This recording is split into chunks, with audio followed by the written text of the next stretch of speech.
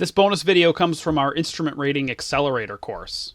That course follows a private pilot through a complete instrument rating syllabus, including a virtual check ride, with training conducted in a sim via remote instruction. In this video, I demonstrate functionality and best practices for the GFC 500 Autopilot used in that course and in this IFR Gotchas course. The GFC 500 controller is located on the bottom left-hand corner of this panel, and it itself is divided up into three sections. On the left, you have all your lateral modes. The right side has any vertical modes, and in the center are your master on-off buttons. So I'm flying along level here at 6,000 feet on a west heading, and if I want to engage the autopilot, all I have to do is press the AP button. And now the autopilot has control. Anytime you make any change to an autopilot selection, the thing to do is to come up to the autopilot status strip on the top of the G5 PFD and make sure that you actually did select what you want to and that the autopilot is doing what you want it to. The text on the status strip is color-coded green or white. Green modes are currently engaged modes, and white are armed modes. So you can see here, we've got a green AP, meaning the autopilot is on. Roll mode is engaged, which in this case is just holding wings level. If you engage roll mode in less than a 6-degree bank, it holds wings level. If you engage it in more than a 6-degree bank, it holds your current bank angle. And then our other mode that's engaged is pitch mode, which is simply holding our current pitch attitude. It's not attempting to maintain altitude or anything here, just holding a pitch attitude. And then the white text shows armed modes. In this case, it's altitude select. Altitude select means when the autopilot reaches our bugged altitude, 5,000 here in the blue text. If it were to reach that altitude, it's going to capture it and enter altitude hold at 5,000 feet. On this autopilot, altitude select is always armed unless you're in altitude hold, so the plane will always level off at your target bugged altitude if it gets there. Another cue as to what the autopilot is programmed to do is the flight director, which is the magenta command bar in the middle of the attitude indicator here. That's the attitude that's being commanded by the autopilot computer, and you can see that the autopilot itself has just tucked the airplane symbol right into the flight director. We'll see later on that you can actually disengage the autopilot but leave the flight director cues up, and you can hand fly it with the same guidance that the autopilot would be getting. We have four ways that we can disconnect the autopilot. The first is the Autopilot Disconnect button that's on the yoke itself, and here it's represented by a button on the panel. We have an autopilot button on the autopilot controller, the same one we use to engage the autopilot. That'll disengage the autopilot. And if neither of those work for some reason, we could pull a circuit breaker on the autopilot, and if that doesn't work, last resort would be turning off the master switch. So let's disconnect the autopilot with the switch on the yoke, and we'll show re-engaging it once more. This time I'm going to pitch up a few degrees and press the AP button. Up to the autopilot status strip. Again, you can see autopilot's engaged. Roll mode is just holding wings level. Pitch mode is holding this attitude that I set. So it's nice that when you press the autopilot button, the autopilot basically keeps doing what you were doing. But roll mode and pitch mode aren't particularly useful long term, so we'll want to get it into some more useful modes. Alright, we've engaged the autopilot. We're still in just roll mode and pitch mode. Let's make it do something useful. So let's say in this case we want heading mode. The way to get heading mode is just to press the heading button, and when you do that, the autopilot's going to follow the heading bug. So what you really want to do is keep the heading bug always aligned with your current heading, so that way anytime you want to switch to heading mode, it's already there. We can control the bug by using this knob on the autopilot, and if I want to synchronize it with the current heading, I just push in the button on the knob. Now I can engage heading mode, and it'll look like nothing's happening, but the autopilot's maintaining heading now. You go up to the autopilot status strip and you can see heading in green. And now I can turn the airplane using the heading bug.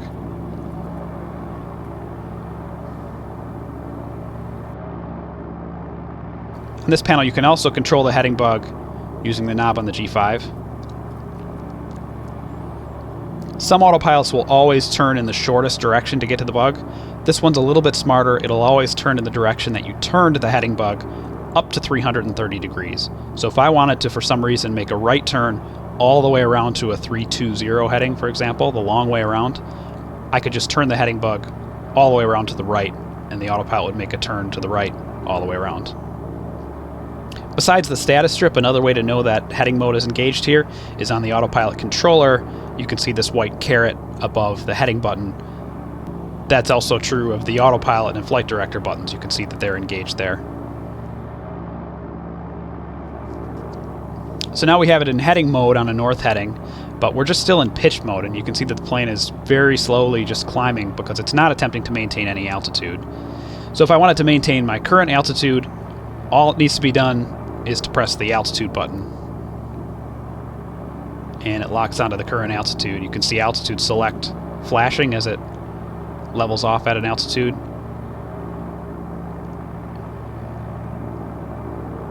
And it's holding 6,594 feet, so it's pretty specific. If I want to fine-tune the altitude that we're leveled at here, one way I can do that is with the pitch wheel on the autopilot. So if I move that in the direction of the down text, it's going to decrease our level altitude by 10 feet for each click.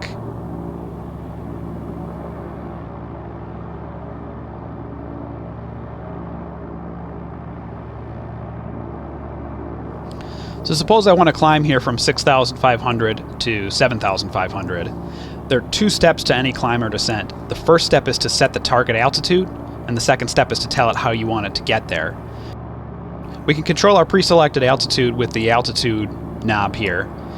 And so if I roll it up to 7,500, you can see the bug go to the top of the altitude strip, and the pre-selected altitude is now 7,500. Nothing happens though yet. We're still in altitude hold at 6,500. We have to tell it how to get there. There are two ways that we can do that. First, there's indicated airspeed mode, or IAS mode, and then we have vertical speed mode. The main drawback of vertical speed mode for climbs is that the autopilot's going to try to pitch for that vertical speed even if it can't, to the point of stalling the airplane. Indicated airspeed is a safer way to climb. It's typically what we do anyway. We pitch for something like VY or a cruise climb speed. And so that's what we're going to do by default for climbs. So we've got 7,500 selected. I'll switch to IAS mode. You can see the autopilot status strip says IAS and 116 knots. That's just our current speed. Nothing's happening yet, but if I add power here, I go full power, you'll see the plane pitching to maintain that speed, which results in a climb. Doesn't result in a lot of climb because I was already at pretty much full power for cruise there. So if I want to adjust the indicated airspeed that I climb at, I again use the pitch wheel. When you look at up and down on the pitch wheel, you want to think in terms of the pitch of the airplane, not the speed that you're dialing in. So if I want to decrease the speed to, say, 105 knots here for the climb, I actually want to move the wheel towards the up position to pitch up to get to that speed. And so as I roll the wheel, you can see the speed bug decreasing. Now we're at 105 knots and the plane's pitching up to an attitude that'll maintain 105. When we get to within 200 feet of our altitude, we'll hear a beeping tone letting us know that. And the 7,500 will start flashing.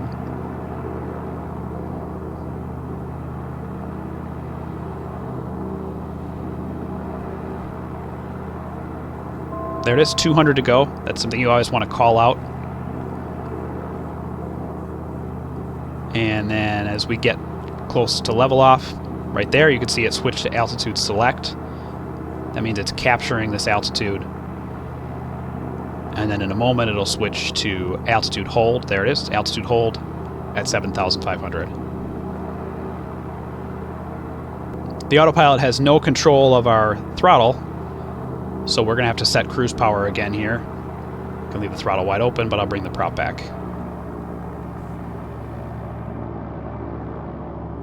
Let's descend back down to 6,500 then, and descents are typically done in vertical speed mode. The same process here applies as with the climb. The first thing to do is set the altitude. Next step is to tell it how you want it to get there. So set the altitude to 6,500, and then choose vertical speed mode. It defaults to our current vertical speed, which is 0, so we have to use the pitch wheel again, this time in the down direction. to choose a vertical speed that we want. We'll go with -700. Now again, if we wanted a power adjustment here, we'd have to make it ourselves. Right now, all the autopilot's going to do is pitch forward and trim forward to maintain 700 feet per minute, regardless of airspeed. I'm fine with that here because it doesn't even look like we're quite going to get to the yellow, and if we do, it's smooth air anyway.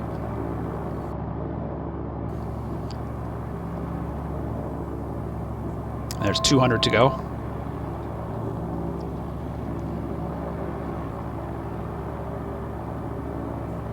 And it's capturing the altitude. It's important here that if we had reduced power for the descent, we have to remember to add it back in for the level off.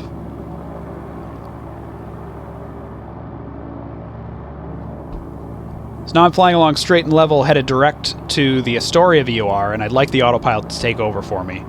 So if I press the autopilot button, again we get roll mode and pitch mode. Now I could engage heading mode here, and I've got the heading bug basically synced up, so it would stay on my current heading and keep us more or less on course. But what we really want is nav mode. Nav mode will do all the tracking for us.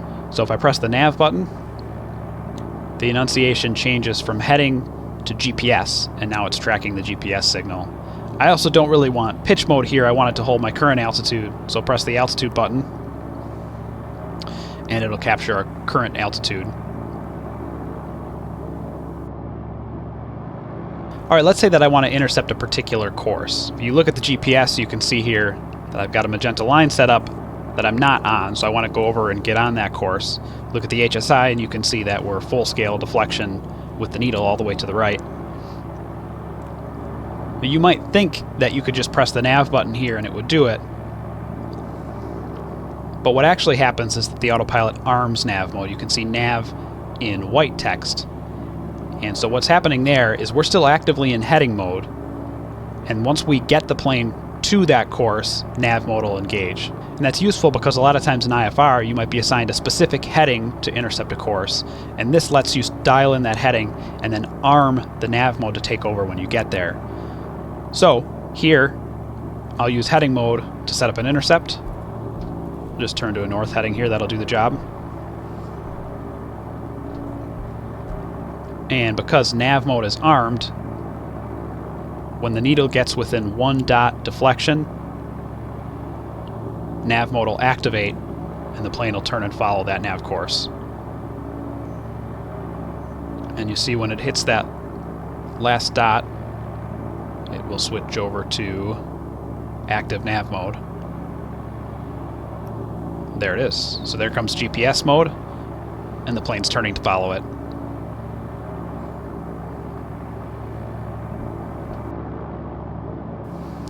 Alright, let's take a look at some of the other modes that we haven't demonstrated. Track mode works a lot like heading mode in that it follows the heading bug, but it does it using the airplane's ground track rather than heading. Approach mode is something we'll use when we start doing approaches that lets us couple to vertical guidance on the approaches. Over on the right side and our vertical modes, the only one that we haven't looked at is VNAV. VNAV allows us to follow a vertical profile that's generated on the GTN 750 that's not functional in this panel, so we can ignore that for this course. The blue LVL button is the level button. That both engages the autopilot and sets level pitch and level bank with one button press. So that's something that you could use if you were disoriented, or that's something a passenger could use if you were incapacitated. And then a yaw damper, which is not installed in this plane either. One other thing I want to show you here is how the autopilot's managed on a typical takeoff. So we're short of runway 13 in St. Cloud, Minnesota, and I'm going to say our initial IFR clearance is just to climb on runway heading to 4,000 feet. So we can't use the autopilot, we can't engage the autopilot until 800 feet on takeoff. That's something that's in the AFM supplement for this plane. But we can use the flight director. So to engage the flight director, we can just press the flight director button, but we can also, on this specific autopilot, we can also press mode button, and that'll engage the flight director in that mode. So what I know I want laterally is heading mode, so I'll press the heading button, and you can see it's flight director on, no autopilot, just flight director in heading mode, and it also defaults to pitch mode. And let's set the heading we want, 130. I don't know exactly what the runway heading is here, but I'll set 130, and then when we're on the runway, I'll recenter it. So that's our lateral mode over on the right. The vertical mode that we want here, I said typically we're going to climb in IAS mode, but initially on a takeoff, it's a good idea to set pitch mode for a known pitch attitude that you know you want. That way you'll get some positive guidance right after takeoff. That's the way if an autopilot has a takeoff go-around mode, a toga mode, that's what it'll do, is just pitch mode initially. So I've got it in pitch mode by default here. All I have to do is use the pitch wheel to set a pitch attitude, and I know I want right on about 7 degrees. And that's only half of it. We know we want pitch mode vertically, but we also want an altitude pre-selected. I said the clearance was 4,000. I've got 5,000 selected here. So I'll roll that down back to 4,000. Now we're pitch mode with altitude select armed at 4,000.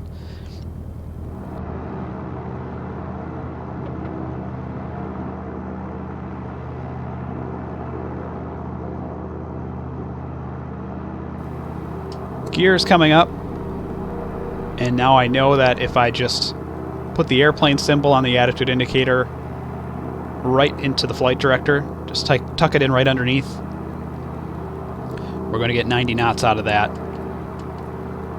That's just a known pitch attitude for this plane that we would have determined on the first lesson.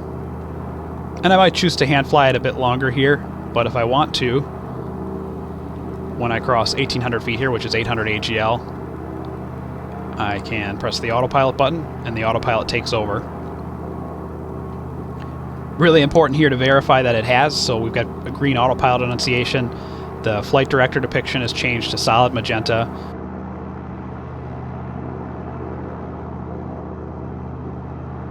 And now this is my typical altitude to transition to a cruise climb.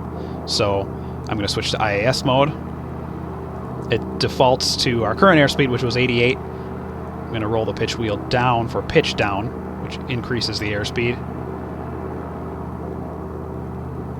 And 104 is the book number we shoot for. You can see the plane pitching down and accelerating to that 104 knot cruise climb. And we'd be waiting here on some sort of clearance onto our route, which we'd plug into the GPS, switch over to nav mode, and we'd be on our way.